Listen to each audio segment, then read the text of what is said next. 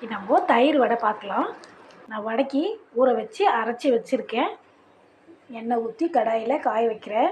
இப்போ நம்ம வடை போடலாம்.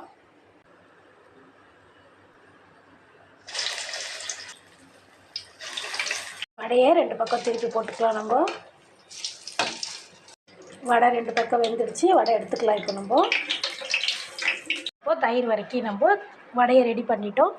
தயிரை திக்காக அடித்து வச்சுருக்கோம் உப்பு போட்டு. அதை இது மேலே ஊற்றிக்கலாம். வெங்காயம் தூவி விட்டுக்கலாம்.